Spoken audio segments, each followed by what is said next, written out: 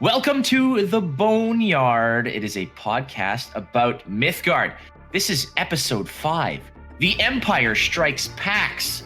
Because at this point, maybe, possibly, Rhino's going to send us some cool stuff for free. Maybe some packs. Anyways, we're running out of ideas for these titles. But still, my name is Flake, and I will be your host. I'm always joined by my co-host, the wonderful Markthius. Absolutely, Flake. I always am amazed that you come up with it. I was like, episode 5, how is he going to do a Star Wars pun out of this one? And it doesn't cease to amaze me. So, well done, sir. We are happy to bring you another episode of The Boneyard, and we wanted to start the show by thanking our sponsors, of course, Team Rankstar, Inked Gaming, 98.3 Media, OP Seat, and all you wonderful listeners out there. Thank you so much for making this possible. Absolutely. Again, thank you, listeners. And it is open beta time. And even though it is open beta is now kind of old news. And more players are, digging into the sandbox that is Mythgard. Though there are some strong contenders floating to the top of the heap, we will explore some of the creative decks that are out there that people are brewing and that people are facing off against. Also, we will dip our toe into the economy debate that swirls around Mythgard. Absolutely, and who better to discuss the wide array of creative decks than one of Mythgard's biggest personalities, WhatsUpWoody. Woody is a streamer for Team Rankstar and is loaded with personality. He's also helped us evaluate the game's economy model. That is right, and so this is how the intro dies. To thunderous applause. Play the music. Let's enter the Boneyard.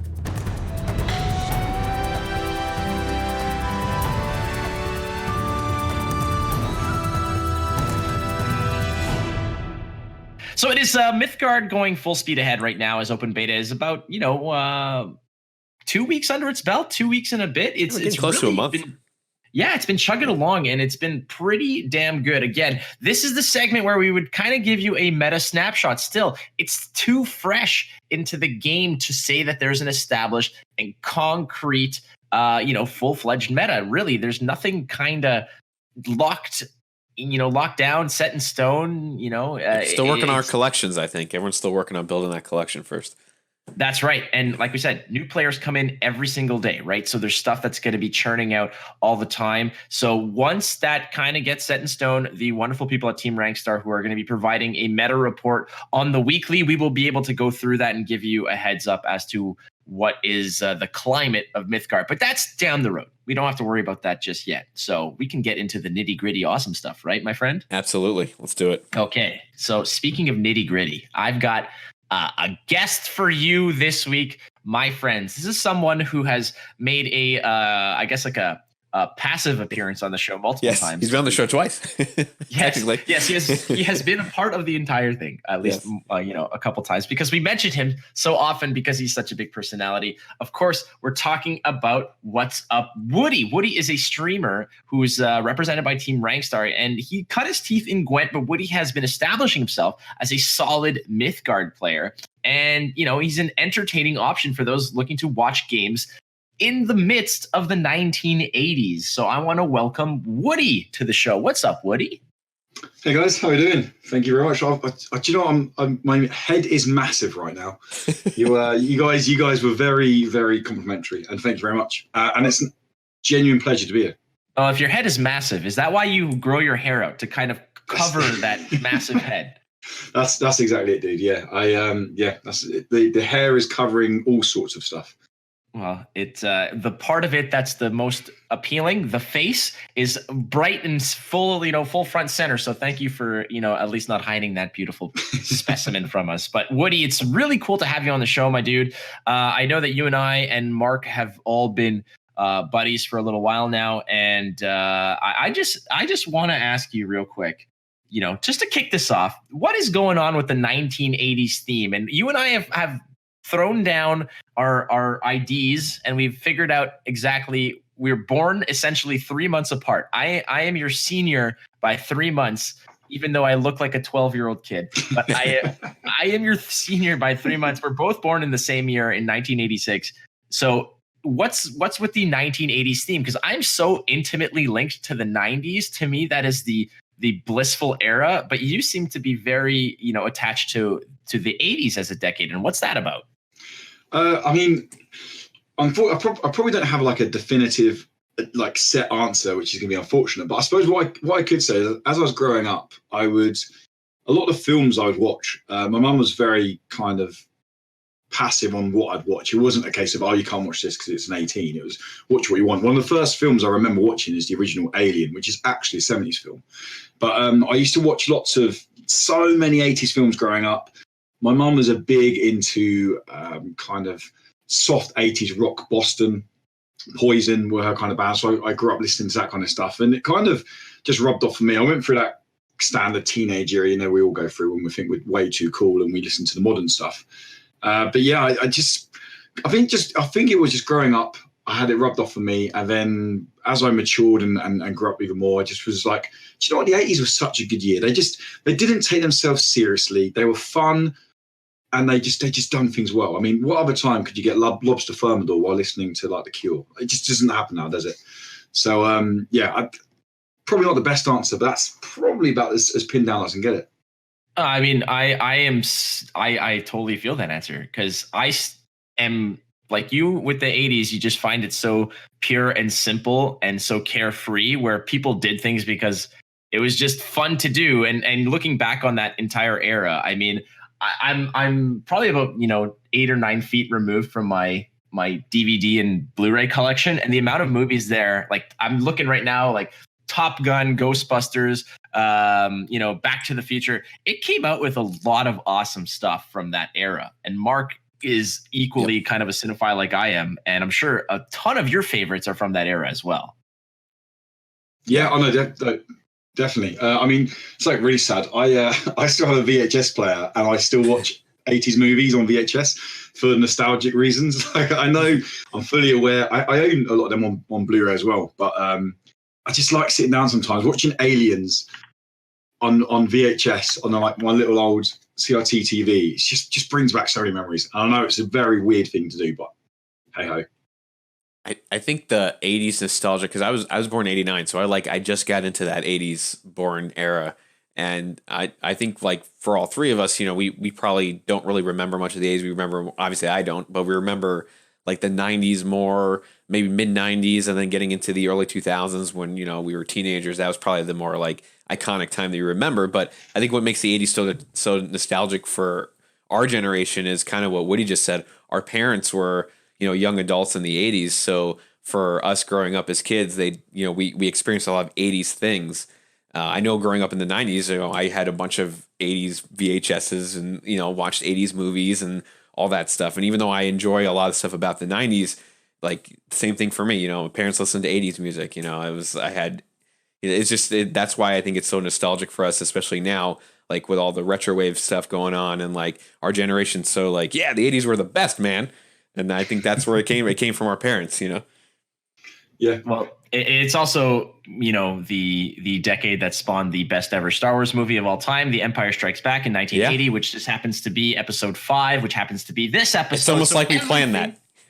Everything's coming up Millhouse on this. But Woody, you came from, I don't want to say you came from Gwent, because you're still, partially involved in Gwent, and you're still involved in CCGs as a whole. But coming into Mythgard and going full-fledged, full steam ahead on this game, where did you essentially get established into CCGs? What brought you into it? Because we've had guests on the show that go as far back as, 16, 17 years deep. I have 21 years of experience in CCGs. It just seems now that there's people who have these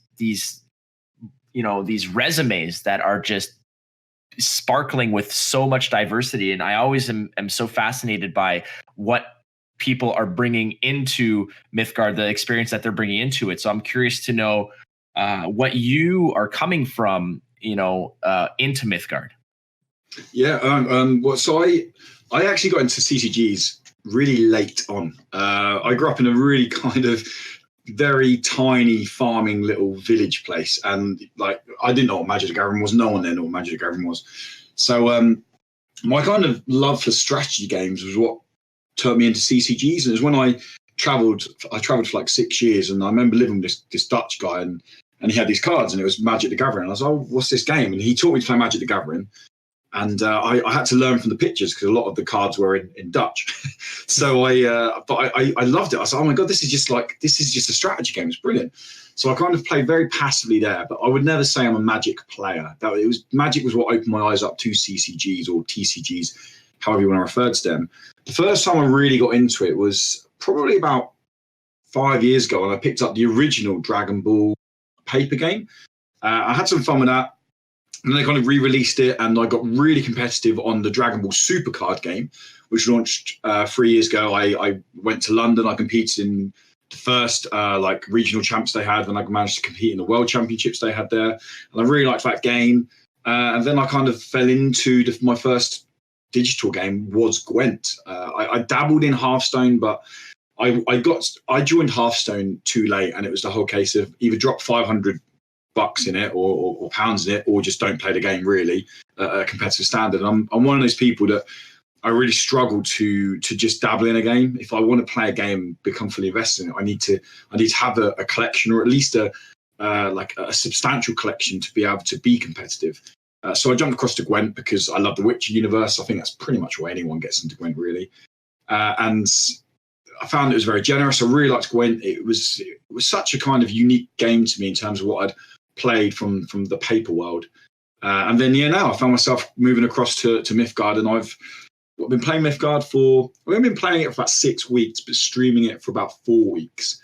And I've just been blown away. I actually tweeted yesterday just saying that the community, everything about the game is blowing me away. The developer support, people who jump into chat, people who are new to the game, they seem so kind of humbling, and they want to learn. People are hungry to learn, and someone who teaches as a profession, and having people come by and want to learn is something that I struggle for on a daily basis with my actual classes. So having it in an actual chat is like, wow, cool. I get to be a teacher twice a day. But so yeah, that's kind of my run through my history. It's I'd probably say it's as shallow as 4 or 5 years for like what you would class as competitive CCG playing.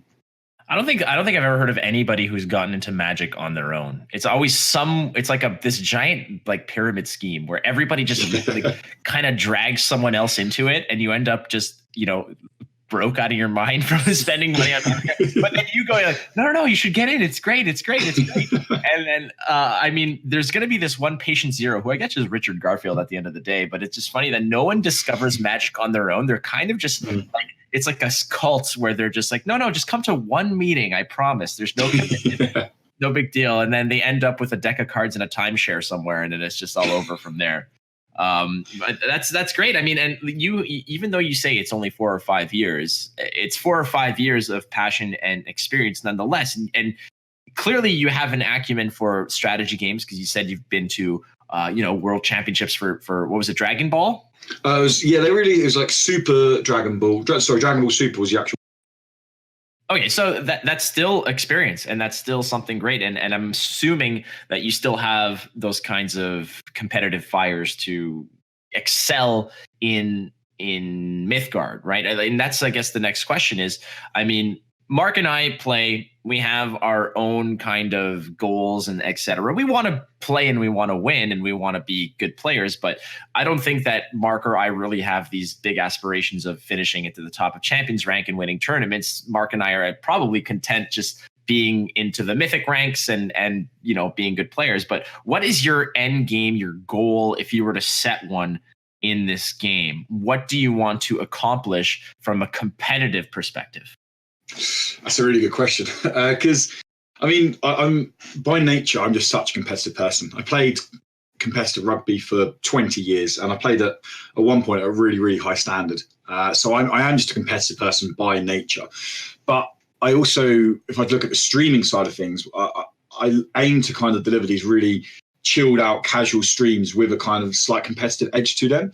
So I'd be lying if I sat here and said that, I don't want to be competitive in Mythgard. I just want to make some fun content and go like that, because that is a big thing. I do want to make fun content. I want to make content that people can engage with and learn from and have fun with.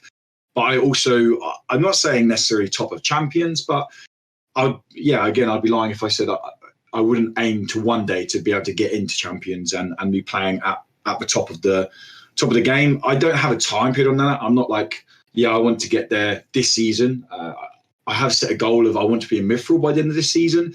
But at the moment, in the kind of nice little place where I'm lowish golds, I can kind of get around with playing around with new decks. So I'm in that fluctuation period. You guys are probably in as well, where you want to be competitive, but you also want to play around with different archetypes and learn the game. Very much kind of get a handle on different combos, and then as the game grows more, we can be like, oh well, I can exploit this combo now in this deck, and we all know how it goes. But that's kind of where I am. I will aim to be competitive, but on the other hand, I do want to keep my streams as not as a complete competitive stream, more as a kind of chilled out, fun place where people can still come to learn. Yeah, I think that it's good for everybody to have to realize what their goals are and not stray away from them, and also understanding what their capabilities are. I mean, it's always great to strive and to go great, but sometimes you can't eye that 9th step or that 9th rung of the ladder without, first putting your feet on the first, second, third rung and sort of climbing that way. Mark is one of the more creative deck builders in the game. And though there are, there's always a myriad of defeats and failures when you're trying to be creative, there are always these wicked gems that kind of come out of nowhere that you create that become successes. And Mark, you can talk about this, is that when it comes down to creating new decks, you accept the fact that being creative is often paired with just a line of failures and defeats in that creative process. Oh yeah. I mean, when people say if you're going to make they call it meme decks, but I don't like to call it a meme deck because I don't create a deck with the notion of this deck is a joke. That's what it implies as far as I'm concerned. So I don't like to say that. I like to say that we're experimenting with different things. We're theory crafting. We're coming up with new combos. But there's always that, in the back of your head, you got to always remember, I'm trying something completely different, or something that, it's maybe weaker than the meta or something like that. It's just, you have to know that you're going to lose a lot with it.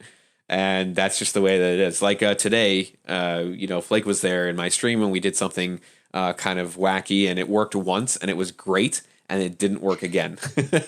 So like that's going to happen, and you just got to keep that in mind. But I think like with the game currently, kind of what Woody said, I want to experiment and play around and mess around. That's the thing with other games, that you get tired after a while because you pretty much feel like you've exhausted all the areas of exploring. With Mythgard, there's so many cards in this core set, I just feel like I haven't even scratched the surface of possibilities. I mean, there's new combos that I've just discovered today. Like I every time I sit down for a new idea, I feel like I'm discovering a brand new combination, or I see someone else came up with something like, oh, I want to try that now. So it's like, while I'm still trying to climb maybe off stream, it's like while I'm making videos and trying to entertain people, I also want it to be entertaining and not just, hey, watch me play the same deck for 4 hours and climb the rank. Like, that's not really that fun, I introduced Mark to Dragon's Teeth today. Yeah, I had no idea about this card. Blew his mind. This is a card I've been on for a long time. Good. I'm like, oh yeah, you just queue that up with some stretcher support and add some more artifacts and just Oh my they're gosh, long beautiful freaking games, man. But man, are they so satisfying as hell. I had a stream the other day where it was the viewer 1v1s, and my challenge all morning was to win a game without ever swinging at someone's face by using using the dogs basically to ping when minions are created and destroyed, using stretcher, using dragon's teeth. And we managed to win too. We managed to beat viewers without ever swinging a minion. That's so satisfying.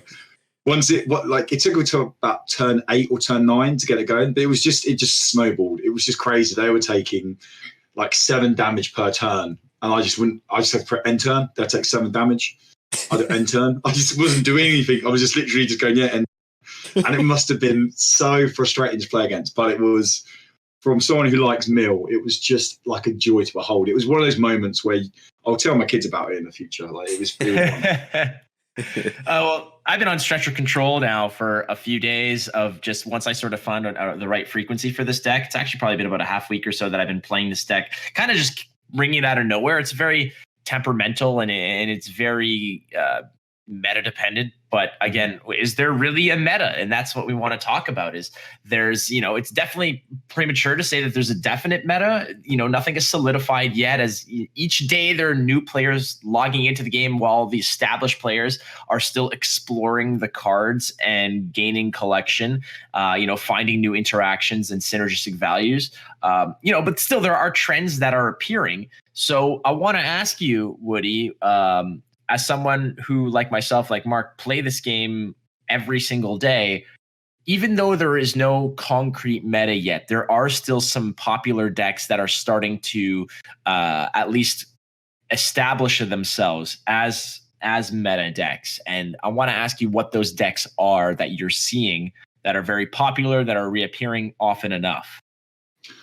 So, I mean, there's the thing I love about the game, probably what you guys love as well, is the fact that such a variety. Like, I don't know what deck I'm going to play into, but one color I've definitely been seeing more of, and I'm not just saying this as a green fanboy, is I feel like there's been a lot of splashes of green around, and I think that's for two key cards that green offer, which when built into correctly, they can be devastatingly powerful. I think you have Kolobok, which is the 1-drop. Which allows you basically to, by turn 3, you can be ramping ahead of curve, which is insane. Like the ability to drop something like a short stag, like an 8/8 card on turn 6, and they have no answer for is bonkers. And then there's also Bald Mountain I've seen quite a lot of. So green has a lot of spells, and for those listeners listening now who don't know what Bald Mountain is, it's an enchantment. When it's occupied, you can spend 2 mana to then bring a spell from your Boneyard back to your hand and give it ephemeral.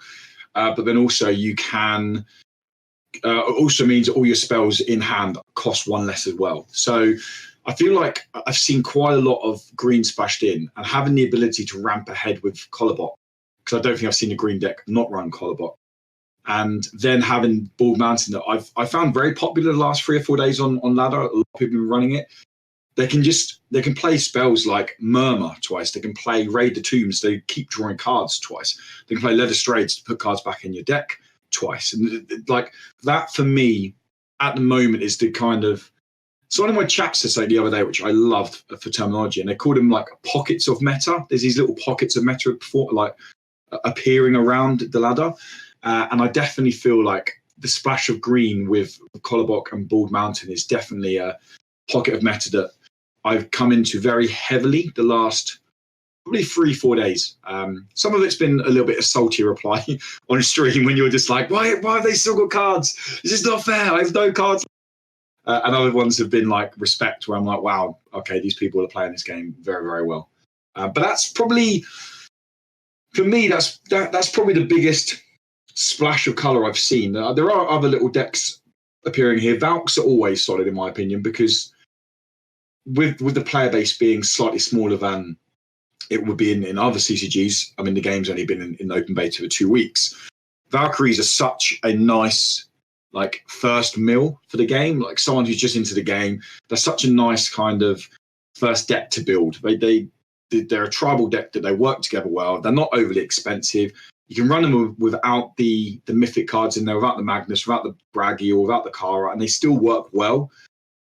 So Valks is another one that I feel like I see quite a lot, but I wouldn't say Valks is a meta deck. I would just say it's a popular, if that's a fair thing to say. That's definitely fair. Excuse me. And like you're talking about green being a splash color. It seems that in what's popular these days is there are certain colors that have established themselves as front and center, as main colors, where other colors are coming in more so as support colors. And green, like you're saying, is with a lot of their, disruption, Detain, Deport, and Traitorous Murmur, and all these kind of, and the Kolobok just as a ramp element. It seems like it's more so been at this point right now a color that supports existing metas or ideas that are out there, and kind of as a tool to aid other strategies. And that might change as we go along, because green is front row center for reanimator decks, obviously. That but I think that reanimator decks, for as much as people have been bitching about how difficult they are and how popular they are, they're really easy to circumnavigate. They're really easy to get around. They're the answers for Reanimator are there. And I think people just need to understand that you can look at your opponent's Boneyard and figure out what the Necromancer is going to take out of the deck, and just don't kill the Necromancer. It's completely possible until you're ready to deal with it, or what's coming out. Not to mention, whatever comes out of the graveyard is ephemeral, and then it's simple bounce spell or anything else is an instant kill. And but to your point, what's popular, Valkyries, it's simple. It's great when there are cards and deck types that are both strong and viable, wherein the way to build the deck is literally go to the search bar, type Valkyrie, and go nuts and just fill your deck, and you have a good chance with it. I have a friend of mine, the one Christo. He's a friend of mine in real life. He was essentially my companion into this world of CCGs. We've been playing 20 years together, and he's probably one of the best card players I know. And he got into Mythgard and fell in love with it, like head over heels, loves it. And he's playing free to play. He built a red deck and was just, as I cruise to silver, no problem. Like I'm 28 and 7 with this deck that has like 5 rares in it, and it's a matter of piloting the deck. But and sometimes you can get funky and crazy like Mark and I do, but other times, watching you play your mono green, and this is the other thing I want to drop into, is that there was a solid 2 or 3 days, Woods, where everything I would play, you'd be like, mate, you gotta try mono green. You gotta try mono green. I'm telling you, there's something there. There's something there. I mean, I've always been a fan of mid-range decks, and I don't know, maybe it's just because I'm so indecisive and I can't point down one thing I want to do. But I've always been a fan of decks that have lots of outs, lots of win cons. Combo decks are fun. Like, don't get me wrong, I played Semper, who's a fellow TRS member on the Gwent team, in a friendly match, and I managed to get like an 18-18-0 off to the face with like 1 turn kill. And it was amazing. But I've played 0 decks 20 times over, and I never got the same combo. So I'm definitely someone that prefers mid-range decks, and that's why I love green as a monocolor. Now, you could make the argument that any color can be built into mid-range, but green just seems to offer, it has a nice balance of spells that, like you said, quite rightly, Flake, that they can disrupt the opponent. They can bump cards back. Against Reanimator, it's devastating because you just deport the card and it just instant removals it. They also have like massive units with overrun, like Trample in Magic, where they like, you playing against red-orange and they have these little chump blockers out, and I'm like, it's fine. I've got a short stag that's 8/8, and you've got a minion in front of me that's got 1 health. I'm still doing 7 damage to the face. Like, I'm fine with that. And I like that side of it. I mean, the early game with stuff like Sky Rangers can add an element of aggro. And for me, mono green is the mid-range deck that I found with the most versatility. Now, I'm sure there's people probably screaming at the radio now, no, you're completely wrong, idiot. And they're probably right. But for me, I've tried mono on every single color.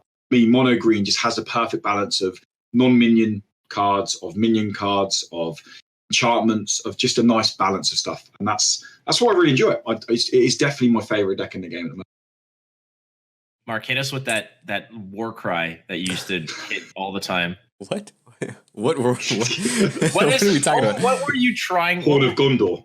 Well, it's not quite the Horde of Gondor, but every time that I would discuss ideas for decks or in other games like Magic or whatever. Oh, mono red. Yes, exactly. The mono 7 letters of doom. Yeah. So I say that, but I don't really play mono red in Mythgard. Even though mono red, I've tried mono red a couple times in Mythgard. I actually think red orange is probably the best aggro combination. Ooh, really? But do you think red purple? Red purple is really good too, actually. Red is just like, I think if you're going to do aggro though, you need to throw red in there because red's got a lot of those easy early drops. But as far as the mono colors go, in my opinion, I think mono green is great. But I also think that I really enjoy mono yellow, which is very, I guess mithril heavy in a sense, but it's got a lot of big things going on. It's very control-y. But mono blue is probably one of my favorite. Blue and yellow are probably my favorite colors, but together they make a very controlling combination, which is not really 100% my style, but I think mono blue also has a lot of what you said about mono green. Because Yes. blue has a lot of right. enchantments, they have a lot of units, they have spells, they have a lot of buffing spells, they have the the Valkyrie that you mentioned that returns things back to your hand. It's got a lot of blue's so mid range, and that's why I like Valkyries, because Yeah. Valkyries can be very aggressive, it can be very mid range, and Valkyries can be super controlling when you need it to be. Yeah. So yeah, I mean, I think I've also tried all the mono ones, and I just think that some colors just don't work. Like mono purple, I've been trying to make that work forever, and it's not happening. Clunky, doesn't it? Yeah, it's clunky because purple is a faction that's very much like create items and use those items on other units, and like if you're just sitting there making all these items and nothing to put it on, like I don't know, I just can't get it to work. I don't know. I've had it with a hand where it's literally just been items, and someone in chat the other day was asking the guy, like, as an idea, he's great. I think he's 1/1, but every time he put Titan on them, they buffed the 2/2/2. And someone's like, "Oh, great! I won a game with hoarding." So like a 1/1, you put a sword on them, they go to 3/3, and then you're 5/5 and 7/7. But there's so many cards in the game that can bump a card back to your hand, removing those items. That card is just like. Like, if anyone's listening, don't build a deck into Hoarding Hero. Yeah, Please, I've tried that too. And also, Hoarding Hero, you can only get 2 of them in your deck. So if you're going to build a whole deck around 2 cards, good luck. Yeah, 2 out of 40 is not exactly something to rely on. Good luck getting that in your hand, And that's what's cool about it is, again, purple, it seems to be like green as a support color, something that you're using to lock down a strategy with another color as your kind of main driver. And to your point, Mark, the fact that mono red, when you said like mono red isn't really mono red is, let's say, in Magic, the identity of red being a burn, go fast and hard kind of color. Red can do that, it absolutely can, but not in the same sort of fashion. And I think a lot of that is just because of the fact that there's so much different identity within a known color than just having it locked down to one particular archetype. Red is not just rush. Red has other elements to it, though it is predominantly a burn and damage style color, which is fine, and that's great and all. But I think when you're looking at what the landscape of the game is in terms of decks that are out there, I think it's kind of awesome wherein you're facing different things. And though there might be, on Monday, you might be playing against a lot of Reanimator. On Tuesday, you're going to be playing a lot against more aggressive decks. On Wednesday, you're going to be playing a lot. So, for those who might be complaining, saying that, oh, it's stale, it's crazy. Well, maybe that particular day you might be queuing into a 30 games are against a red-blue type of hybrid. But log in tomorrow, it's going to be completely different. I find that there's a shift in what I'm seeing on a daily basis, from faster decks to slower decks to mid-range decks. Like almost every 12 hours, it's something a little bit different, depending possibly just on who's logging in and when they're logging in. But it seems like the mornings are more for control players and the evenings are more for aggro players. Yeah, I think it's the time zone, like what region is playing, and this is their style kind of thing. It's like that in Hearthstone too. You ever notice, like in Hearthstone, like depending on what time of day you play, you'll encounter a different meta. It's really odd. I'm really interested to see the like tournament decks for this game. I know there's been some like community created tournaments in closed alpha, but I know there's also these tournaments coming up. I'm really excited to see what people build for tournaments, because I was talking to someone about this on stream the other day, and they were a new player and they didn't realize, or they were asking me, why are like ladder decks different to tournament decks? And I was trying to say that, well, Reanimate, I'd be amazed if I saw Reanimate at a tournament. I would almost laugh, because it's too easy to tech into. It's far too easy to tech against. And so in my opinion, it's not a tournament deck. It's a viable ladder deck, but it's not a tournament deck, because for a tournament you would take some extra tech just to be safe. Yeah. Reanimator is super predictable, right? Reanimator is like, exactly. I could see what you're going to pull with every card. I know exactly what you're doing. you see disc, and I have a Valkyrie Enforcer in my opening hand. I'm not going to burn it. I'm going to keep that for turn 3. Yeah, exactly. Yeah. When you pop it, I mean, that's it. Like all of a sudden now, you're effectively almost behind the curve, because you're now trying to ramp up and get your big units out. I'm still playing to my game plan, because you were trying to play around getting your necromantic out. And yeah, so I'm very interested to see what people build for tournaments in this game, and how tournaments pan out with decks. I think that'll be some of the really good deck builders will be making some very interesting stuff. So what are your current side projects. I know I've been obsessed now since alpha to make stretcher work, and I finally found a nice little place for it, and it's been successful on certain days, which I found apparently on stretcher is successful until 2 p.m. Eastern Standard Time on any given day. After that time, it is anti-stretcher life hate forever, which is fine, and I'm okay with that. I've come to terms with that. But I'm just curious because I myself, Mark, I myself have my own goals and such. You, Woody, are you're entertaining, but you're also competitive, and you want to win, and you want to ladder place, etc. But you still kind of concoct some weird stuff. So we'll start with Woody. I'm just curious what kind of weird ideas or side projects you're kind of obsessed with right now in terms of being creative and making some odd decks or odd colors work. Well, I'm working on 2 decks at the moment. I'm working on one list, the community that we can submit the new list. So I'm working on like magical vampires, like green, red vampires. And the idea being that you get the vampires out, you play into like Lord Valentine or Valentine, and then you use like spell flux from green, meaning that every time you play a spell, all minions on the board buff by 1. I'm kind of looking to combine some spell synergy with vampires. It's very early days. I've played a deck a little bit against bots. I'm winning, but it's hard not to win against bots. On casual, it still feels that there's a good early game and there's a great late game.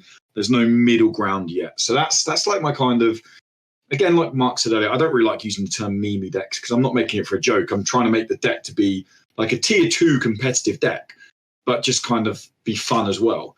But then the other deck I'm working on that is competitive, and this is kind of like making hay in the background for when tournaments do start popping up, is I'm trying to work on a competitive, like yellow, purple, mid-range, like control emphasis mid-range deck that I can take into tournaments and trying to play around with that. But yeah, the magical vampires is definitely one that I'm more focused on at the moment though, and I want to submit it as a featured deck. Kind of silly nonsense are you getting into, Mark? Well, we did that weird stretcher thing today with the dragon's teeth or whatever it was called. So good, isn't it? It's so good.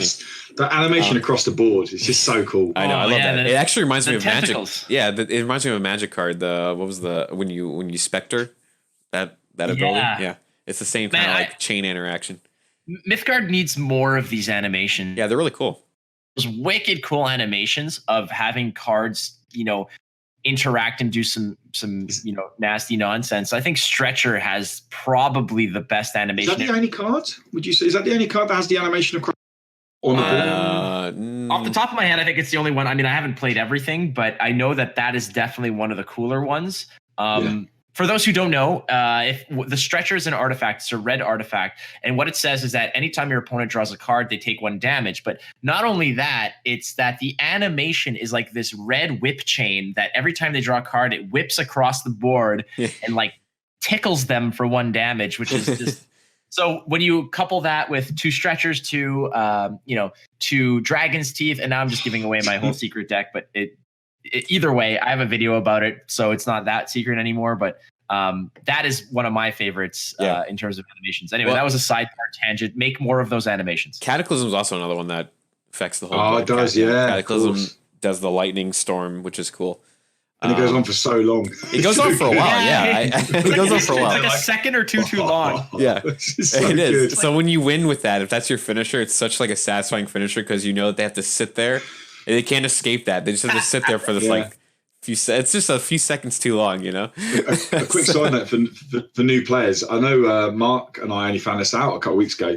But if you play in 2v2, Cataclysm does 10 damage to the face, which is bonkers. It blows my mind. It's pretty wild. And that, talk about a big board to have that interaction go off. Like it's so good. Yeah, Cataclysm was great in 2v2. And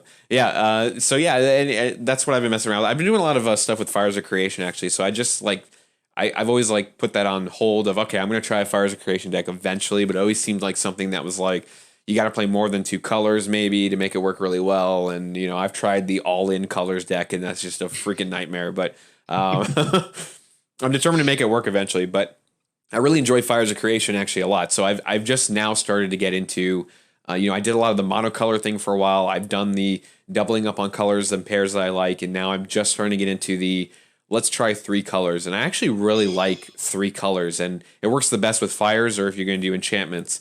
And I actually really do like playing with 3 colors. It took a while for me to get used to that because you have to craft your deck in a way that's like you're not putting in too many expensive cards that you need a certain of one color with, because you're never going to get that. You have to craft it so that with the mindset of here's a card that I think will play really well, but also a card that I'm definitely burning no matter what. Like, you have to kind of go in with that mindset so you know that you have the mana for what you're going to try to do. So it's challenging, but the payoff is really, really nice when you get it going. Yeah.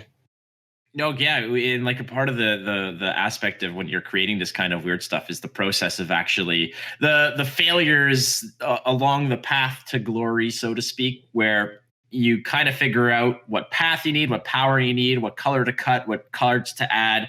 You're kind of going up and down the mental ladder of 2 steps forward, 1 step back kind of scenario. But it's still super satisfying when you get things to work of finding that out. And I know today I was watching Mark's stream this morning and talking about he was working on mill, and it kind of dawned on me. I'm like, let's throw that mill card, that purple mill card, throw in some dragon's teeth, maybe add some blue for board clear, and then see what happens. And then as I'm watching Mark just build this deck, I was kind of like working a little bit on to then run a show today for the podcast. I'm watching him do this, and I turn away for like maybe a minute and a half. I come back and his deck has like freaking 90 cards in it or something like that. And I'm like, yeah, and he's like, and Mark's like, this might be a little bit too many cards. Like, maybe just a little bit. Well, I mean, when you're building mill, you also have to make sure that you have more cards than your opponent, right? So if you're going to build mill, you always want to go over the limit because you want to be able to last longer no matter what. Yeah. But mill is just really tough in this game, and I hope some expansions introduce a little bit more mill, because I think mill is just a standard in card games. So to say things like, that's something that I think Gwent tried to get rid of, and that I didn't care for was like, oh well, mill, people don't like it, so we're just gonna get rid of it. I'm like, okay, but mill is like a staple in any card game, and I know people don't like it, but I don't like certain things either, but it doesn't mean it's not a staple of a card game, So I'm not a big fan of aggro. I just don't like playing. Right, but that's the thing. Much or against it. My man. Like, imagine they turn around and just say, "Oh yeah, we're not going to make any aggro decks in this game." It'd be boring. What? Like people play games for an archetype, and I like playing into an archetype. I do think what Mythgard could do well is with something like Mill, one that is, for lack of a better term, slightly more toxic, should we say? Like it can be deemed as a little bit more degenerate, which I think is a fair argument. But I think if they play into it, that player skill can mean it can get off. So in terms of card placement is important, and which the game does well anyway. Then I think it could be a rewarding archetype. Like if you play well with a mill deck and you can win with a mill deck like that, then I think that's a fair shot. And actually, there's a lot of interaction with the Boneyard. So not the podcast, the actual Boneyard in the game. If you could actually mill the hell out of your opponent's Boneyard, and if you're playing against a reanimator deck, that's just like pure reanimator hate. Yeah. So, but other than that, unless your opponent's playing Journey of Souls, there's not really any point to milling your opponent's Boneyard, So like there's a ton of cards that do that, and you could make a full-on mill Boneyard, but there's not a lot of cards that mill your opponent's deck.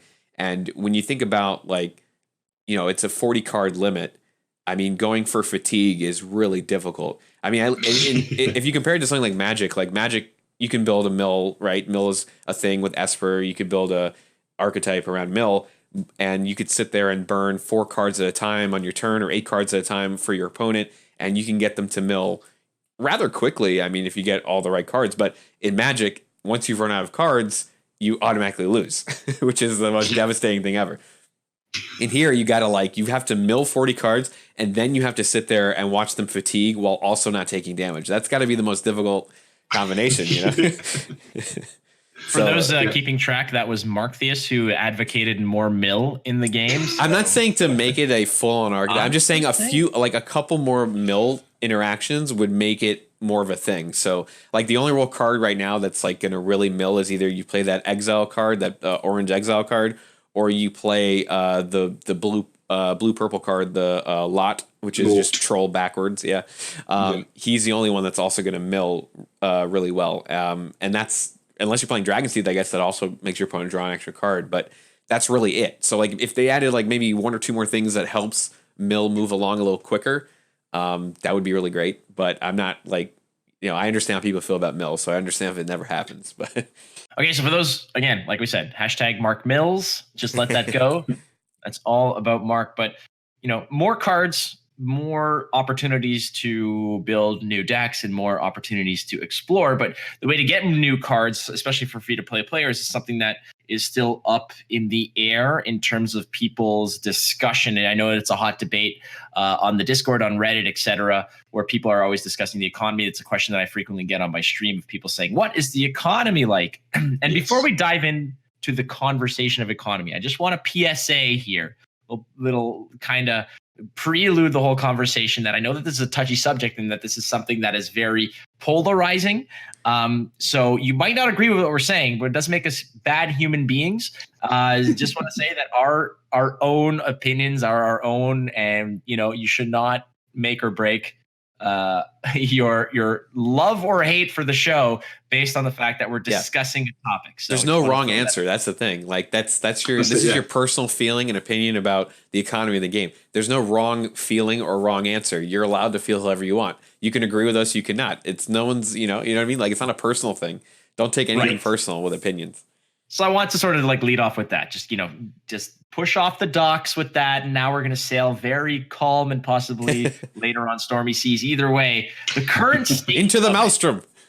Oh my God, exactly. Yeah, you want to talk about a cataclysm dropping on your goddamn head. This is the conversation, because I know that there's no other real topic right now that is causing as much turbulence than this one. So why not jump in headfirst, mouth open into this one, which is the current state of economy. Is it too stingy? Is it just right? Woods, how do you feel about the current state of the economy? I don't know if you've actually put in some money into the game. As a partner, you are given a certain amount of packs to launch your content creation and your partnership. But what have you invested into the game, and how do you feel about the economy's generosity versus how stingy it might be? So, I mean, you're completely right. This is the question I get asked on stream, and it's a fair question, because people are asking, do they separate? Do they have to? Not do they? Do they have to separate with their hard-earned money? That's the thing, isn't it? Because if you want to separate your money, I think that's fine. But the big thing here is, do you have to? If you want to play the game, do you have to part with money?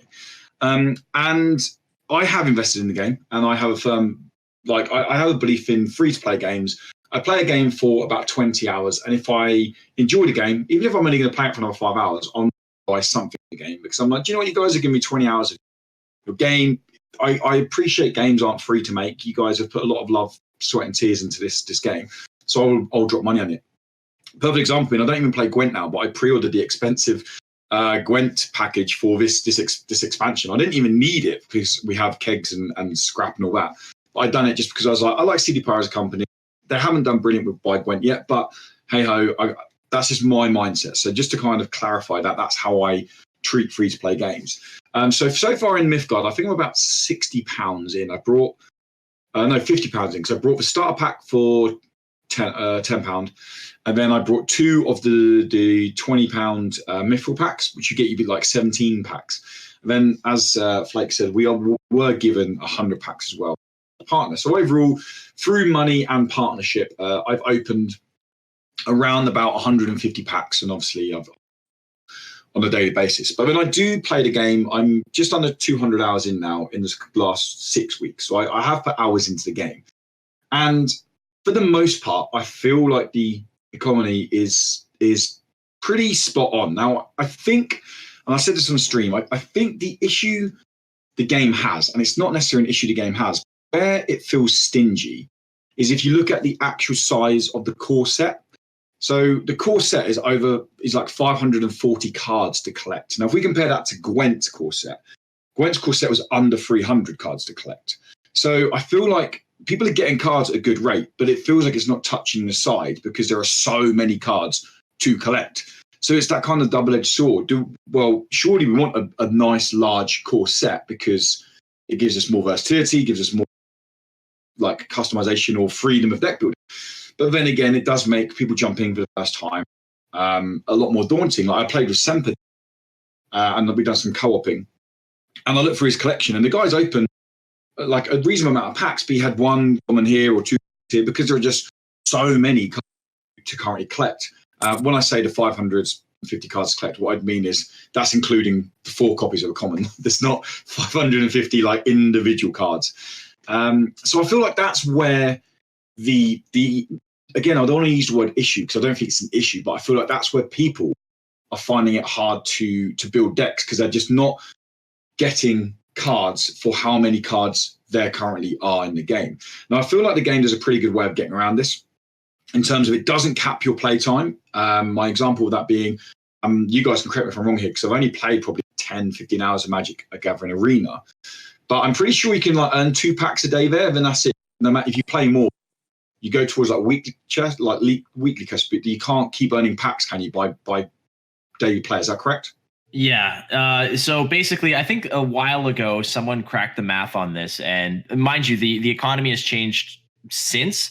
But what the math essentially turned out to be was if you just as a sort of a prelude to this entire math thing, in Magic, you have a daily quest that you get every day between 500 or 750 gold. You can high roll or low roll. A pack of cards is 1,000 gold. So essentially, but then you have dailies that also refresh based on the amount of wins you can amass. So if you essentially high roll every second, I think the math was that if you high roll every second quest to 750, plus you complete all your daily goals, you can free to play and earn approximately something like 40 packs a month or so, which in reality is a little bit more than a booster box of cards every month.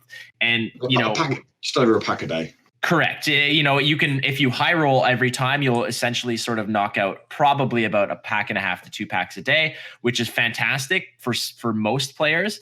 However, a lot of people are talking about what you said, which is there's so many damn cards that it doesn't even feel like you're putting a dent into it. And to your point, yeah. Woody, I don't mean to hijack this real quick. I just want to sort of cool.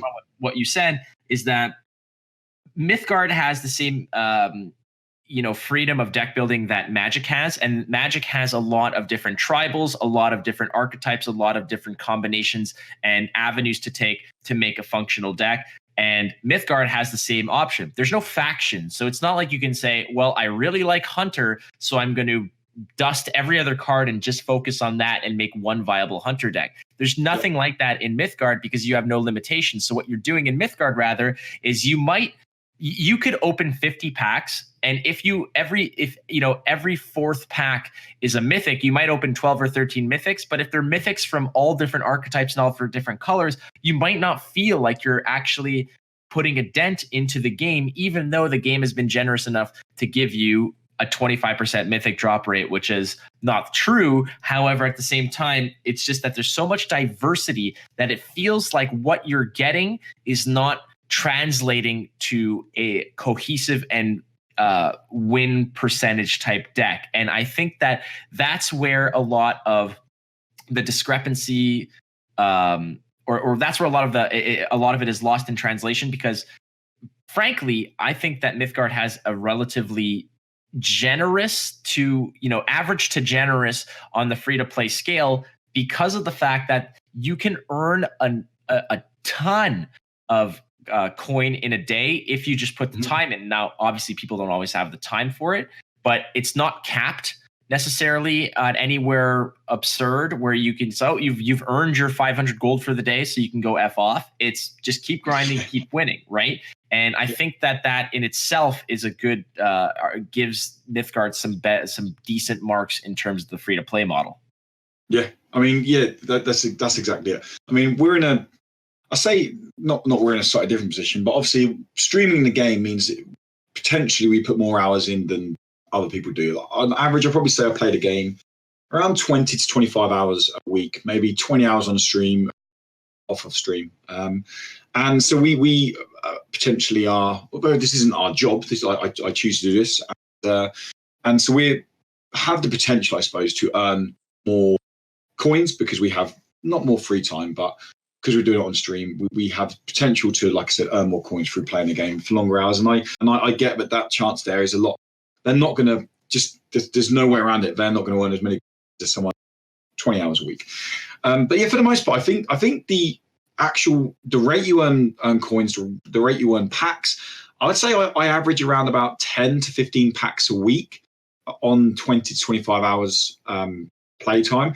There is, I only have one issue with something to do with the economy in Mythgard, and it's the weekly chests. I really don't like the weekly chests. I feel like they are ratio. I know they're all about high roll. Apparently, someone said you can get for up to 13,000 coins, which is great. But I mean, I'm going on my experience of what I've opened. I think I've opened 5 chests now. I've never got over 2,700 coins. They could call that bad luck, but it's now made the chests for me. I'm not excited to. I don't even care about opening a chest. Like, I used to think about other games I play. When I used to play Destiny, and the weekly reset would come in, and I'd be like, oh, cool. I was quite excited to jump on to log in and see what weekly reset. I don't care about Mythgard's weekly reset because the chests for me, I earn in the chest what I earn in a day playing Mythgard anyway on stream. So I do feel like that there needs to be a bit more oomph on the chest. Like, I think that will bring people back as well because they haven't got a daily login bonus. And I'm going back to other games now, and apologies for going back to Gwent, but it's the only other digital CCG I compare to. Gwent now has like a daily login bonus. That game's already generous. Now, I just feel like maybe capping it that the weekly chest, you're guaranteed to get at least 3 packs. You're guaranteed to get 3,600 no matter what. Then you can high roll it. That would, for me, would make it exciting. Like, I know, oh, cool, I'm going to log on. No matter what, I'm getting 3 packs. There's no argument around that. But I have a chance of getting more. Whereas at the moment, if you get 2,000 coins, which I think 2,100 was what I got this week, that's not even 2 packs. And I honestly earned 2 packs worth just playing on stream.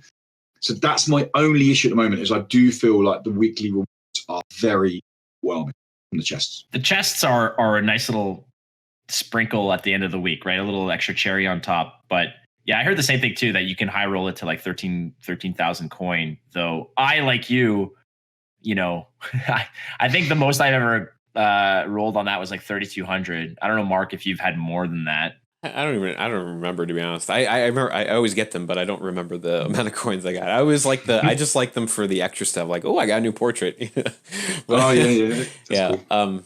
Yeah, I think I don't really have any kind of feeling about the chest. I think it's just kind of something that's there, so I don't really have like an issue with it necessarily. But I think my issue is there's 2 things that bother me, and maybe it's just because I'm used to other economies, but I feel like, so it's 1,200 for a card pack, and I feel like that's really expensive. And I know that you earn a lot of, there's a lot of dailies and stuff, and I can get a lot of coin, but I mean, if I compare that to other games, that seems really expensive to me. I mean, in Magic it was 1,000 gold, in Hearthstone it's 100, in Gwent it's 100. It just seems like, I think in Legends it's also 100. It just seems like 1,200 seems like a lot. Like, I feel like, I said the other day to somebody, there was one day I had nothing going on, so I played for like 12 hours that day. And after 12 hours, I think I earned a total of 5 packs maybe. And it's like, I feel like that was a big grind for very little payoff. Like, if I had done that in another game, I would have been able to buy like 10 packs or something, like it just seems like maybe give me a little more coin, or something like if I'm brand new, maybe a little bit more coin. But I don't know, maybe I'm wrong about that. That's just a personal feeling that I have. It just feels like I should be earning more and I'm not. But the other thing that bothers me too is the amount of mithril cards. There are 99 mythic cards in this game. Yes, and that just seems ludicrous. Like, look, those cards are really, some of them are better than others, obviously. They're not all fantastic, but it just seems, I think for any player, it would feel to you that, oh, I need to earn these cards. It's kind of like in Magic. I'll compare it to Magic, because there's a lot of Magic players that play Mythgard. There's a lot of Planeswalkers in Magic, and you always feel, okay, if I don't have a deck that plays a couple of Planeswalkers, I'm not going to do very well. And if you felt like you were never going to be able to earn these Planeswalkers because there's just so many, it feels defeating. So I think for a new player to see that many mithril or mythic cards, and to look at your what do we call them, mythic or mithril, something like that. But to look at that many, and then to see like, oh, okay, my collection, all right, I have 100% on my commons, I'm at 99% on my uncommons, I'm at 75% on my golds, oh, I'm at 3% with my mythics. Yeah, it's like, God, it's just so expensive. And then to make it, and to make one too, is insanely expensive. If I dusted a mythic card, I'm going to get, I think it's 600. I think you get 600 back for that. Well, it's 2,000, what is it, 2,600? 2,400. 2,400 to make a mythic card is insanely expensive. So it takes you a long time to, first of all, earn 2,600. Like, even if you dusted a bunch of stuff, it takes a long time to earn that. And then you have to make that choice of, when you give people too many choices, statistics will show that someone will make no choice at all because you've been given too many options. Yeah, just ask my ex-girlfriend. It's like, where do you want to eat? We have all these places to eat. Nah, yeah, we won't eat. Never mind. Yeah, we're not eating. I'm pretty sure you guys can, as I said, we all agree that one, like, the most asked question when streaming is like, how free to play is it? But I think I can definitely vouch for this. The second most asked question I get in chat is, what mythic do I craft? Because there's so many people coming and go, Sapo, always Sapo. I've got a mythic wild card. What do I craft? And I'm like, what do you want to play? Yeah, exactly. What do you want to play? Yeah. But that's I think you're definitely right there. There are so many in the game. It can make it overwhelming. Yeah, I mean, the way to round that, in my opinion, is not, you don't have to get rid of any. Like, obviously, that's your core set. That's fine. But I think the way around that is either limit decks to how many mythics you're allowed to put into one deck, because that would then make your decision a little easier. You go, okay, if I'm only allowed like 2 or 3 in one deck, I know exactly which ones I want. Or make it a little cheaper to make a mythic card, or make it easier to earn rewards for that. Do you think like a weekly mythic quest would work? They do like when you first log on. Sure. Or maybe in the chest, or maybe in the weekly chest to do that. Like have a free mythic wild in the weekly chest or something. I think what quickly to backtrack onto the cost of a pack being 1,200. I mean that's all relative to what what you get for earning. Because if you win a game, you get 1,200 or you get 120 gold. So it's basically 10 wins to a pack. And if you remember from Hearthstone used to be, if you won 3 games, you get 10 gold, and a pack was 100 gold. So statistically, or from the eye test, a pack of Hearthstone is cheaper than obviously a pack of Mythgard, because it's 1,200 to 100, but it's apples and oranges, because in order to free to play a free pack of Mythgard, you need 10 wins. In order to free play a free pack of Hearthstone, it's 30 wins. Yeah, to do that. Right, and that's why I said I think it's a feeling thing, because you just feel like you didn't. It's definitely a feeling, and that's maybe because I just win more in Hearthstone than Mythgard. I don't know, but it's a feeling thing.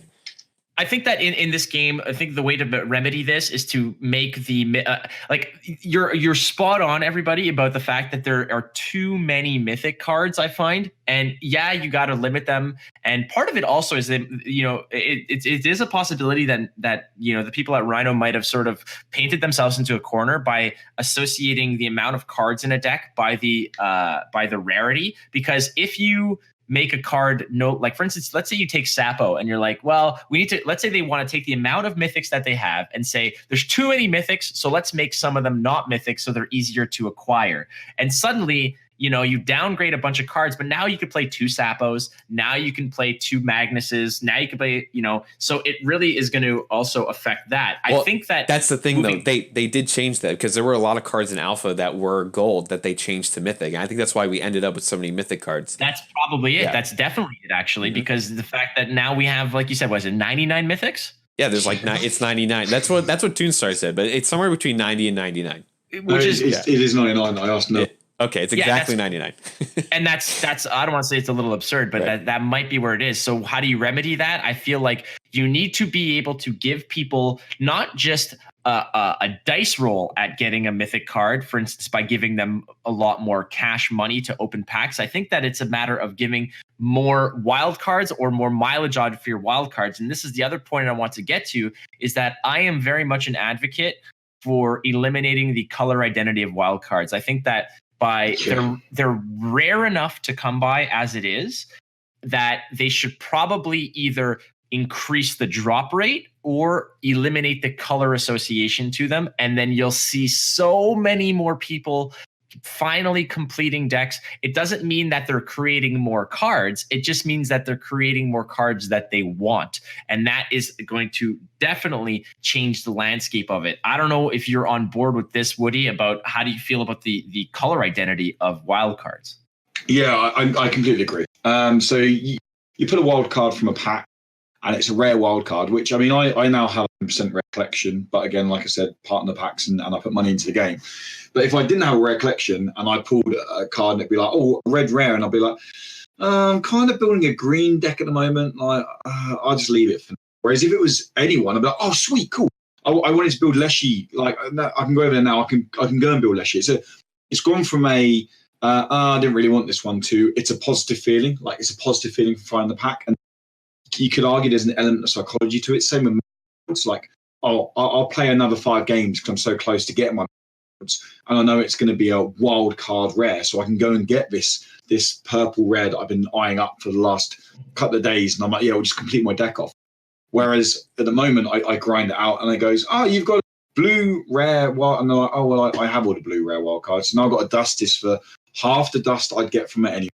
I've still got to play more, and it may just be psychological, but I feel like that is a big element to the game, like having more positive experiences in a game rather than I don't really want this in a game is can only be a good thing. And I completely agree. I mean, taking away color barring on wildcards would be like not just a little step towards doing things right, like a huge step. Yeah, it is psychological. I think it's like I said. Even though Flake just mathematically showed me why the card is cheap, like it's cheaper to get card packs in Mythgard than it is in Hearthstone, but psychologically feeling just from how I feel playing it and how I look at it, it feels not that way. And I think that's the big distinction, because we could sit and we could say, you analyze every game and show you why this economy in this game is better than this one. But at the end of the day, it matters more about how you feel about it, how you feel playing, and the rewards you get. You have to have, and this is the problem I always say to people when they complain too far, it's like, the game's also free, but you have to have the perfect balance of free rewards with also encouraging people to, hey, you can earn stuff for free if you grind out the game, but you can also pay to earn all this other stuff that will help give you a head start. And that's, I think, the hard balance to come by in any CCG, is to get that perfect feeling. And the community will never be 100% satisfied. You're always going to have people that don't like it, or there's certain aspects they don't like, and that's fine. That's just the way it is. But finding that perfect balance is probably the most challenging thing in any card game. And unfortunately, it will make or break a card game if you can't find that balance. You got to you have to once again understand, and this is part of it, that everybody likes stuff for free, but we have to also understand that there is a team of developers that have expenses, salaries, rents, etc., that they need to have a return on. So you're not going to get everything for free, because you need to spend money into a game for the game to succeed. It is the fact of the matter. Every app that you download, that has microtransactions will thrive off of those microtransactions in order to, I think it was like I think one of the highest grossing apps in the past couple of years was like the Simpsons game on and it's free to play and it's no problem. But it made like hundreds of millions of dollars over the span of its existence because of the fact that people are spending $20 here, $5 there, or whatever, and you could play it for free. And I know it's not a competitive game necessarily, but in this case, I mean, you have to understand that in order for games to succeed, they need to find a nice balance of enticing people to play from an early onset by free entry and free play, but at the same time, they need to have people spend money in order to actually succeed and have a month 2, 3, 4, year 2, year 3, year 4. The reason why Hearthstone made $500 bajillion thousand over the span of its existence is because it had a free to play element, but you can buy packs, and that's how it works. And no offense, but Hearthstone has one of the most choking economies there are, because in the same regard that it's expensive to craft a mythic card in Mythgard. Oh, okay, I thought you were going to say A Hearthstone. but a legendary in Hearthstone is the same thing. It's a 1-to-4 ratio. If you do not like that card, you're dusting it for a quarter of its value, which then becomes an epic card, or what would be otherwise known as a rare card But I think that when I was saying about the dusting, I think that in if I could dust 2 other legendaries to build the legendary I want, in Mythgard you have to dust like 4 legendaries or 4 Mythrils to get the one which you want. Which is a lot. Which is tough. That's like a hard choice, And forget about dusting your common collection, because if you dust your common collection, you're essentially just axing an entire color out of your collection in order to get you want Braggy in your deck. Well, say goodbye to purple. Yeah. Goodbye. Yeah, exactly. So all right, we're gonna wrap up this conversation. I think the economy is a very important thing to discuss. And again, like I started this entire segment on, which is everybody has their opinion, so let's just be civil about it. Sure. And you have to understand also that Rhino is trying to find the proper way to be generous but sustainable. So you got to give them some, a little bit of credit for what they've already given us and what they are going to continue to give us. I am not a Rhino employee. Rhino does not pay me in any way, shape, or form. This is literally just my opinion. But Woody, before we move on from this, what would be your suggestions for improving the economy, and what do you think that they got right? Good question.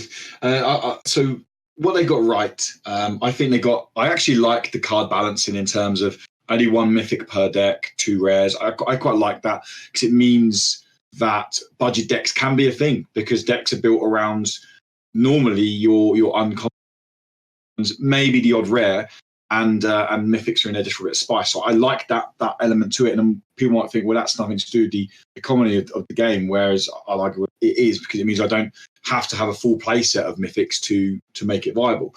I like how they did the general feeling of the dailies. If I jump on, I normally achieve my dailies within streaming, so they're very achievable even on mobile. And I feel like it gives coins at a decent rate. I feel like I'm always earning coins, and I'm definitely one of the big things I got right is it's not capped. I never get to a point where it's there's no point playing anymore today. I'm still, no matter what I do, whether I'm playing PvE, whether I'm playing again casual, whether I'm playing ranked, I'm always earning coins. I'm always earning XP, and no matter what I do, when we jump in and do our 2v2 nights, we're still earning everything towards map rewards, we're earning towards achievements, we're earning towards our level rewards, and we're still earning coins at the same time, win or loss. So I think that's a very good thing they got right. I would like to see a slight tweak to the weekly chest. I know you guys weren't too fussed on it. Just make it a bit more exciting, especially people who maybe grind out the game each week to get the chest. Maybe they're like, I'll play to get the seal, and then they feel a bit underwhelmed. Just something to make it feel good. So, that last seal that I played the last hour to try and find meant that I got something nice from the chest. And I also think, completely agree with Flake, I would just scrap locking wildcards to a colour. I think that might be enough. I think just the wildcard change alone could be enough. If I'm being honest, I know it sounds crazy, but you pull quite a few wildcards from packs on occasions, and I think that could be enough to make it feel a little bit more fair. Mark, how about you, man? What did they get right? What would be your suggestions for improvement? Well, what they got right is that an economy exists in the game.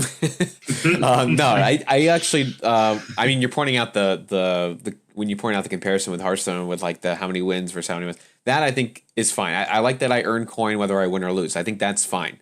I get 50 coin for losing, and I get 150 for winning. That's fair. I think that's good. And there's always a way to earn coin. There's a lot of daily quests. I like that. I like that there's a lot of quest things to do. I'm indifferent about the chests, so I like that there's all of that involved. There's different game modes for me to earn stuff. I like that if I play 2 versus 2 with Woody, we still earn, level rewards, and we still earn coin from doing that. I do enjoy the level reward system. I like the mat system. I think that's really good. So there's tons of ways to earn, and I think that's what they got right. And but the thing I think that needs to be improved is the mythic situation, like we discussed. And so I think your wild card solution is probably a good one. I would think a little different on that. Mine would be, I think wilds for mythic and rare should be whatever, and then it should be color locked for common and uncommon. I think that would make it feel a little bit more fair, right? Because there's a lot of common and uncommon, so it'd be kind of crazy to have those be wild, whatever. But if you did it for mythic and rare, it feels a little bit more like, okay, I have a free wild here to use on whatever crazy deck I want. So I'd like to see a little bit of improvement on that. That's if they fix that issue, feeling like they have to just solve the issue of making me feel like I can't earn mythic cards fast enough. If that gets solved, I'll feel like, okay, this economy is great now. Like this is nice. This is good. Those are good points, and I'm gonna stand firm on the fact that I think that wild cards should not be color locked. They should be universal all the way around. I don't think the drop rates for them necessarily need to change. I think that would be a decent enough fix.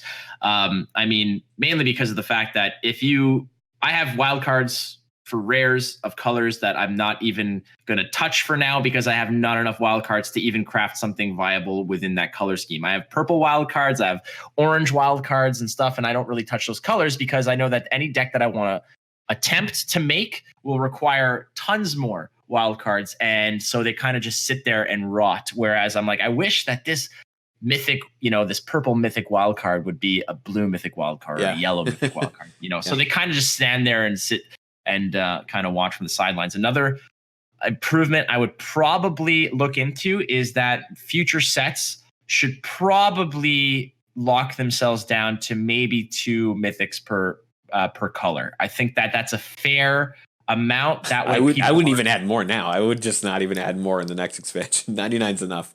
Just well, that's it. You're not gonna change the amount of mythic wild cards that exist in the core set. And having a robust core set is fine because the core set will always be there as the anchor for future deck archetypes that people will essentially play over and add into and change. But new sets, I don't think need more than two mythics per color. I think that's already 12 mythics.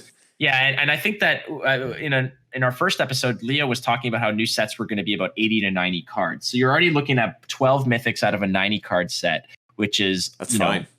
Yeah, that's about 12 to 13, 14% of your space is mythics, which is already a lot. So that said, just keeping the drop rate down the future. Also, I don't know why there's no option to just spend money straight away on packs, that it has to be mithril. And I know that other games kind of go that. I was going to mention that too.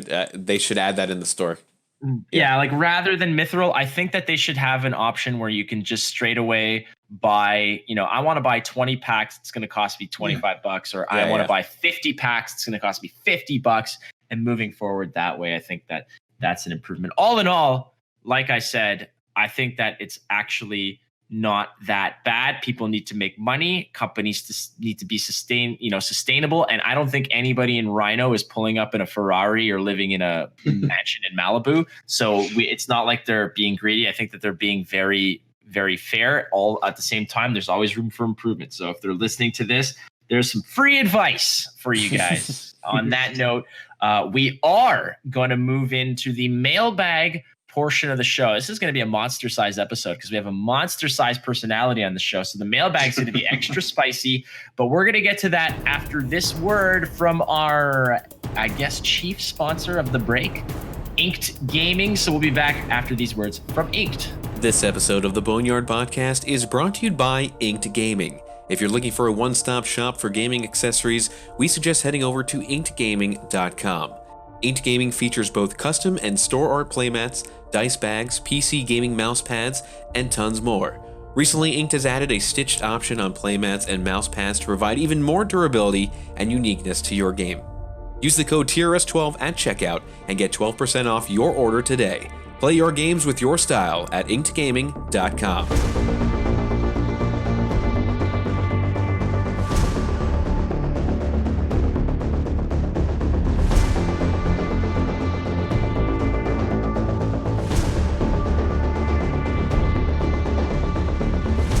All right, so we're back. This is the portion of the show where we take your community questions. They funneled in through Reddit, through Discord, through Twitter, all over the place. Little birdies were flying to my window and leaving me notes all about the woodman himself, What's Up Woody. So we've got some questions, Woody, if you're ready to rock and roll. Oh, I can't wait, buddy. I'm looking forward to it. All right, awesome stuff. Now, again, if you are interested, we do post a call out on Reddit and on Discord about the show. So you can ask either myself, you can ask Markthius, or more often than not, you can go ahead and pick the brains of our guest. And this week, again, our guest is What's Up Woody, and he's got your questions. Here's the first one, Woody. This is from Anti-Squid from Reddit. And he says, hey, what's up, man? What's up? Perfect. I said, and I was talking about this on stream the other day. There was probably a solid, 4 to 5 throwaways, but I figured I'd throw one in there just for you guys. So there you go. So there it is. So Anti-Squid, your answer is nothing. What's up? Okay, perfect. All right. This one is from Arrowbert from Discord. Again, sneaking this right at the deadline. It says, Wood, you do a great job balancing being entertaining and competitive. Do you have advice for streamers who look to set a great tone or mood for their own streams? Whew, I didn't know I'd done that, but thank you very much. Hard. I personally feel like streamers fall into if you had to create two stereotypes when it comes to like CCGs. You have, I hope they don't mind me using as a reference here, but Enderzoa, who's fellow TRS. I watch their streams and they're interactive with chat, but they are where I watch maybe Markthius or Flake or other streamers who are very much constantly looking at the camera and lots of the camera and doing these kind of quirky videos thrown up and all that. Enderzoa's streams are like, the guy's incredibly talented at the game. And I'll often watch their streams, and I'll never get into chat, not because I don't want to interact with them, because I want to learn the game. It's a lot more of a kind of competitive vibe over there. Whereas I go jump over and I watch Flake, and Flake is being competitive, but he's also being Flake at the same time. And I feel like that's a really hard balance to have. The biggest advice, if I had to narrow it down to 2 tips, would be 1, make sure you're enjoying yourself. Like you're sat in front of a computer, and it can be very demoralizing sometimes, especially people who've been there when you've had 1, 2, maybe 3 people watching your streams, and you don't want to be entertaining because you feel like, well, there's no one to entertain. But the way I always saw it was, well, I never know who's going to watch the VOD. That's potential someone who I can connect with. So I'd say always enjoy yourself, no matter what, no matter how many people watching your stream, always enjoy yourself. And if you want to be competitive, you want to play like seriously in the game, then be honest with chat. And I do it quite a lot where I'll be talking with chat and I'll all of a sudden just go, guys, I'm really sorry. I'm just going to go quiet for 5 minutes.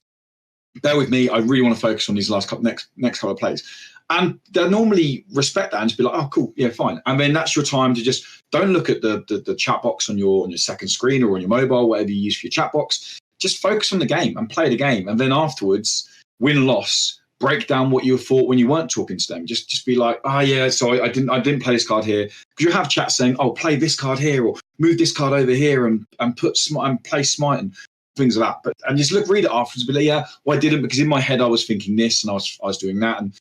And chat seem to respond to that quite well. It's kind of picking apart your own play. And one real joy thing you can do with Mythgard is use the bloody replay system. Like I've done it several times on stream and I'm like, I want to know how I lost that game. So I've gone back and watched the replay. And I've been like, oh, okay, this is where it gone wrong here and things like that. So it's not easy. It's definitely not easy, but definitely have fun. And then 2, when you need to, ask chat to just bear by while you're going to focus on the game. It's probably my main 2 tips. Yeah, you can't. That's a part of it too. Is that you can either be, if you want to be a successful streamer, the advice I got was be consistent and be the same person with 1 viewer or 1,000 viewers, and that is essentially what has allowed me to be more comfortable streaming at the same time. And if you're putting on a show and you're not who you are, then that'll eventually erode away, and people will see through that. And I mean, success comes with either being very good at the game or very entertaining. And if you can find that niche of being both, then congratulations. But yeah, I mean, Mark's a very entertaining streamer. Mark, you have any advice as well? Yeah, I mean, pretty much that. I understand the feeling that Woody said about not feeling like, well, nobody's watching, so I'm not going to say anything here. But I think getting into good habits, something that I tried to do early on was get into the habit as if somebody was watching anyway. So especially when you're playing CCG, just describe what you're doing. So you don't necessarily have to put on a giant entertaining show if there's nobody there, but get into the habit of describing what I'm doing, because the first thing that's going to keep someone sticking around when they click on your stream, the first thing that's going to keep them there or make them want to say hello is how interactive are you. And if they click on your stream and no one's already there, but you're already interacting, like you're already talking, they already feel a part of it. So that's something to just get in that habit and that mindset. And once they start talking to you, now you get someone to chat with. So that's part of the benefit of streaming, is that you're able to, when you're kind of narrating your own mindset and essentially vocalizing what the gears that are shifting in your brain, that's when you start to find the errors of your path, so to speak. We're like, if I move this here, this goes there, that goes down to, oh wait, he's fragile, mother. Yeah. And that's where you figure these things out, that otherwise, because your brain's going way too fast, that you skip over these little things. And once you talk about it, and you, to the benefit of your chat, that's when you start to pick out the flaws in your plan. But that's definitely part of it. And don't, I say get in the habit of doing that because anyone can start a stream. That's not the hard part. Anyone can get the OBS. Anyone can get good internet. Anyone can do that. Like, that's not the hard part at all. The hard part is interacting and getting used to talking, getting used to somebody watching you play. And for me, when I first started, that was the most difficult part. I wasn't used to somebody watching me play. You didn't have a camera, right? You started without a camera. My first like year of streaming, I didn't play with a camera on because I said, and when people would ask me, I'd say, staring at having a webcam stare at me and knowing that you're just looking at my stupid face while I'm playing a game, was very nerve-wracking for me. So at first I had to get used to the talking, and then I had to get used to being on camera. Now it's no problem. I have no issues with it. It's it comes second nature to me now, but I've also been doing it for 3+ years. So it's a little bit easier for me, but that I would say are your two biggest feats. Learn how to speak constantly, describing what you're doing, get comfortable with that, and then get comfortable with being on camera and having people look at you. So once you get over those hurdles, it's a piece of cake. Yep. Yes. All right. Next question. This one from Flowmeister on Reddit. Congrats on becoming a dad. Have you decided on any names yet? And I know that Mark and I probably have some suggestions, but that's the question. We weren't like actively trying, but it was just, if it happens, it happened. And we've had names for a little while. We've had many people who, like our friends who have got kids and said, oh yeah, but you wait till you see them. And so apparently that's a thing. We Dougie for boy and Lizzie for a girl. Wow. So you have this beautiful, so English. Yeah, you have an English name for the girl, but you got this like Canadian name, like Dougie. Like, do you know how many super famous, like hardcore gritty hockey players are named like Dougie? Yeah. Oh, really? Well, man, Dougie is like, my granddad's named Douglas, so it's just from that. But we were like, Douglas is like, maybe if we're having the baby in the 1920s, we go with Douglas. But no offense to anyone who's called Douglas. Just we were like, we're like, I don't know, modernize a little bit, and we go with Dougie. And also, thank you. Who's she from? Thank you very much for the congratulations. Yeah, that was a Flowmeister from Reddit. But I'm telling you should go with Winchester or something. Something more regal. Winchester. Well, we do have a second girl's name in case she's not a Lizzie, and it's Honor, which is a little bit more curveball. Like Honor? That one. No, Anna is a great name. Anna. I thought you said Honor. Like Honor. It's not Anna. Honor. Honor. My wife's choice, but I'm not too sure on it. I'm not too sure. Well, again, Dougie, solid. Like, here's the thing: if you name your son Dougie, by the time he's 16, he'll be wearing, flannel. He'll have a beer in his hand. And he's gonna apologize and say it's all right. It's all right. Okay, it's all right. Don't worry about it. It's all good. Don't worry about it. And you might as well also probably sign him up for like some Montreal Canadiens hockey, tickets. Like get him on the season ticket list now because he's gonna want in on those for sure. Anyways, I'm already friends with Dougie. This is amazing. Okay, here we go. This one is from Square Ape on Reddit. Mythgard seems to fit your big brain. How much more is there left to learn? Wow, big brain. I will say this, and this is going to sound very. I already feel like I'm a better Mythgard player than I was a Gwent player, and people will be like, "What? That doesn't make any sense." But I don't know. I feel like there's so much more strategy around Mythgard, and this is nothing bad about Gwent at all. Gwent has a completely different style of play, and it's more to do with sequencing rather than kind of an order of play, rather than. Like Mythgard is very much, there's so much taking. What resources do I burn? Where do I place my cards? What do I look onto? Do I burn this card knowing that maybe I need to draw it back by turn 3? Well, I'm running 3 in a deck, so there's like a 15% chance I can get it back with what's left in my deck and little things like that. So I definitely feel like I'm a better Mythgard player than I was ever a Gwent player. In terms of learning, there's so much to learn. I know you can never really fully learn a CCG because they're a living game, aren't they? There's expansion, there's going to be tweaks, nerfs, buffs, whatever you want to call it, to cards. But in terms of just core mechanics of the game, I still feel like, nearly 200 hours in, I still feel like I'm scratching the surface. I haven't explored archetypes, all the archetypes of decks. But yeah, it's a complex game, and I've said this many times on stream. I think it's probably the most complex CCG I've ever played, and that's going to be one of the things that could really put off new players is the steepness in like learning curve. If they jump straight onto the ladder, they might, because they're playing this card and I can't afford this card. Or I think actually in reality it is, no, it's just you just need to lose so much more to learn. And thank you for saying I've got a big brain. All right. Now here's a great one. Once again, we're going to complete the nonsense sandwich with our own culinary master, Noah, who chimes in on Reddit. Yep. How does it feel to be Noah's favorite? You're way cooler than Flake or Markthius. I'm just an idiot, and I think that's one thing as well. That going back to like the first question about like streaming and anyone who wants to get in streaming, or I've noticed there's got a lot of new people who are jumping up, and I'm jumping in their streams, and they're like, "Oh yeah, I've never streamed before. I just want to stream." So, and I say this loosely, I'm an idiot. Be willing to just be silly and be an idiot sometimes on stream. Like you have to look at it this way. There's terrestrial TV out there that people could be watching. And when I stream, I feel like, do you know what? People need to choose a reason to come and watch my streams. Like I'm never going to be the best player. So I need to give them a reason to tune in and watch my streams. So by being an idiot, being silly, being myself, being stupid, whatever you call it, it connects with people because it's humanizing, isn't it? And that's what I think both you, in terms of Markthius and Flake, both you guys have as well. The humanizing streams, you can connect to the person at the other end because they're just another human. If I go and watch other people play the game who don't say much but are super good, I'm like, this guy's a robot. No one's this good at a game, and no one doesn't talk this much.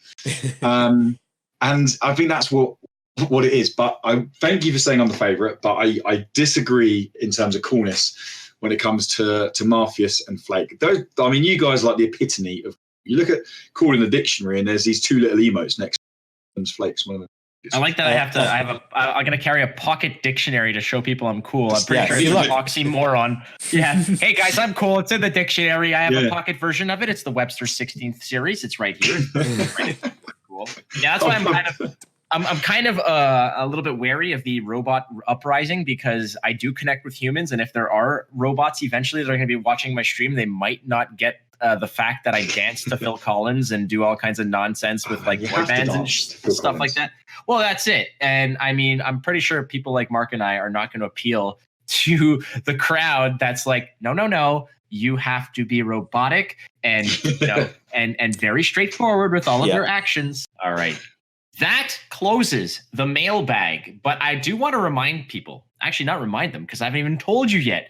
There is going to be a bonus segment to this show. Now, you are probably listening to this either on YouTube or on SoundCloud, or you're in your Martian spaceship barreling through space and you picked up a rogue signal. Well, welcome to Earth. We're all nice people. Either way, there is going to be a bonus segment for this that is only available on the Team Rankstar website, where we're going to go even a little bit more off the cuff. There might be some swearing involved because we're going to go get a little R-rated in the next segment. We're going to do, it's called Extra Sauce, and it is going to, it's an extra segment where Mark and I kind of play, get a little bit playful with our guest, but that is in the bonus segment. So check out teamrankstar.com for that bonus segment. We promise you it's a lot of fun.